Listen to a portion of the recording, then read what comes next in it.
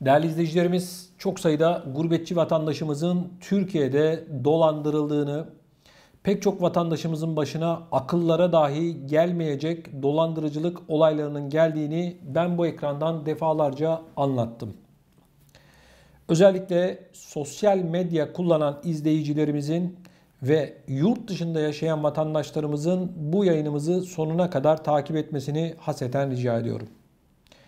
Öyle bir olay meydana geldi ki arkadaşlar, yıllarca çalışıp biriktirmiş olduğu ve bu parayla da Türkiye'de almış olduğu evi elinden sosyal medya üzerinden tanışmış olduğu bir kişi aldı, bu kişiye kaptırdı.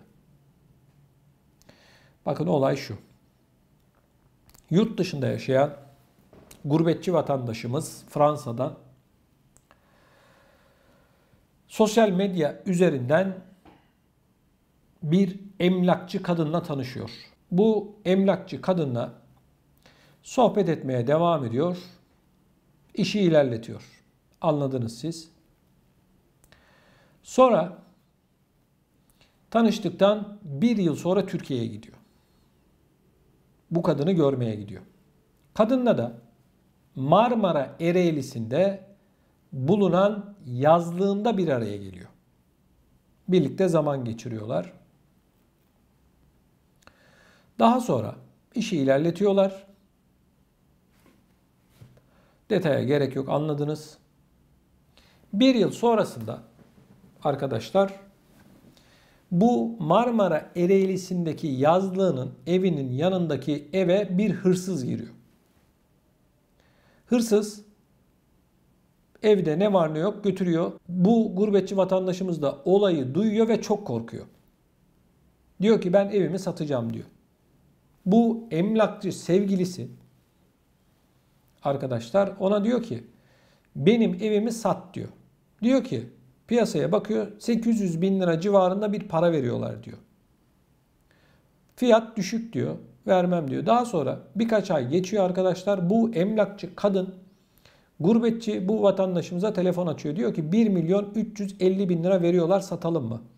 Sat diyor. Hazır müşteri çıkmış, iyi para diyor, sat diyor. Ama bu sırada bu gurbetçi vatandaşımız Türkiye'de ama bir cenaze dolayısıyla memleketinde. Bu sevgilisi emlakçı kadın diyor ki bana vekalet gönder diyor. Evin satış vekaletini.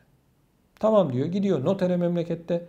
Bu kadına bir tane vekalet çıkartıyor, postaya veriyor, gönderiyor vekaleti.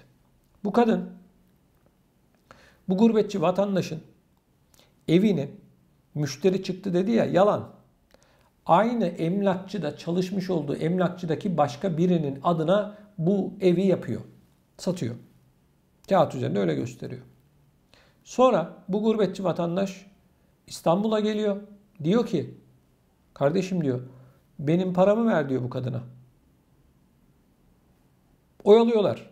Bugün yarın şöyle oldu böyle oldu, parayı vermiyorlar. Sonra arkadaşlar işin içerisinden bakın daha ne işler çıkıyor. Tabii kadın dolandırıcı. Emlak şirketindeki çalışan diğer arkadaşı da dolandırıcı. Bu gurbetçinin evini aldılar. Kadın diyor ki ben diyor senden hamileyim diyor. Evet. Bana şu kadar para vermezsen senin rezil edeceğim diyor. Adam korkuyor. Ev gitti. Üzerine bir de 150 bin TL para veriyor. Arkadaşlar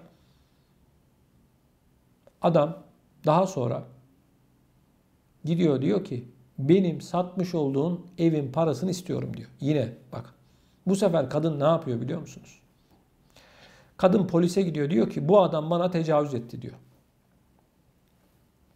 Adam gurbetçi Türkiye'de tutuklanıyor, cezaevine giriyor. Cezaevine atıyorlar. Sonra arkadaşlar avukatları vesaire işte dilekçe veriyorlar mahkemeye. 3 gün sonra cezaevinden çıkıyor. Ve gidiyor bu sefer emniyete şikayetçi oluyor. Bu benim size anlatmış olduğum olayları baştan sona kadar emniyette anlatıyor. Ve sonra polis operasyon yapıyor. Bunların bir şebeke olduğunu, gurbetçi vatandaşlarımızı sosyal medya üzerinden ağlarına taktıklarını ortaya çıkartıyor. Şu an arkamda görmüş olduğunuz o malum kadın tutuklanarak cezaevine konuluyor. Şimdi arkadaşlar biraz geniş anlattım biliyorum. Sabrınız için çok teşekkür ediyorum. Sosyal medya üzerinden tanışmış olduğunuz bir kişiye ne para gönderin, ne onunla bir alakanız olsun. Yani gurbetçi vatandaşımız da hatalı. Şimdi hani doğruya doğru. Yani gönlünü eğlendirmişin, sonra güvenmişin, vekaleti vermişin. Bak ne çıktı? Kadın senin hakkında gidip iftiralar atarak seni cezaevine kadar soktu. Seni ayırıyorum. Ucuz atlatmışım bence. Yani derdini anlatana kadar yıllar geçebilirdi. Hani Pardon filmi var ya, Türk filmi. Adam cezaevine giriyor. Ben çıkacaktım ya, bir yanlışlık var diyor. 10 sene kalıyor yani. Allah'tan öyle olmadın yani. Allah korusun. Şimdi kıymetli izleyicilerimiz, sevgili, yok işte şunu tanıştım, bana para gönder, yok şu annem ameliyat olacak, yok şu kadar para lazım gibi çok sayıda dolandırıcılar var. Özellikle yurt dışında yaşayan erkek izleyicilerimize söylüyorum bak bunları. Dikkat edin. Benden size söylemesi. Bak olmaz olmaz demeyin. Ava giderken avlanmayın. Bak avcılar sizi bekliyor. Hele hele bu sıralar bu euro muro uçtu, 20 lirayı geçti falan filan. Benden size söylemesi. Bak bu hokkabazlar sosyal medyada cirit atıyorlar. Canım, cicim, sevgilim diyerek gurbetçileri ağlarına takıyorlar. Ondan sonra yandım gülüm keten helvası diye bak bas bas bağırırsın, bana mesaj atarsın, dersin ki Fatih Bey dolandırıldım. Bak bana çok sayıda bizim sosyal medya hesaplarından mesaj geliyor. Bizim Facebook'tan, Instagram'dan, bizim kanalın bütün hesaplarından böyle bir sürü gurbetçi vatandaşımız var. Ne yapayım ben garibim, ne yapsın Fatih Polat yani sana. Geçmiş olsun velat dallin amin. Dikkat edin. Ne paranızı kaptırın ne de bunlarla, bu hokkabazlarla bir alakanız olsun. Görüyorum mesela bu Facebook'ta falan. Ya tipler zaten belli, avcı.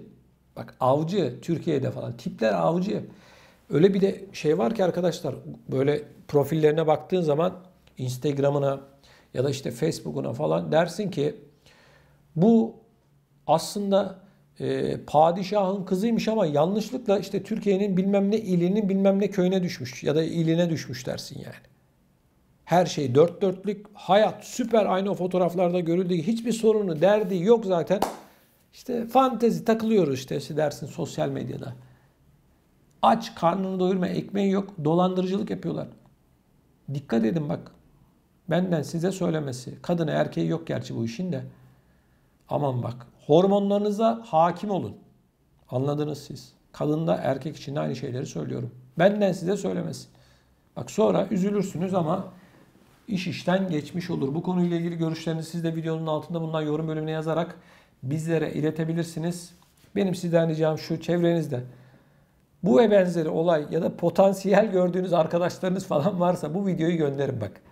Ciddi söylüyorum size. Göndermenizi şiddetle tavsiye ediyorum. Bu videoyu gönderin, izlesinler. Belki bir kişiyi kurtarırız. Lütfen kanalımıza abone olun ve videoları beğenin. Daha fazla insana ulaşmamız için bu gerekiyor.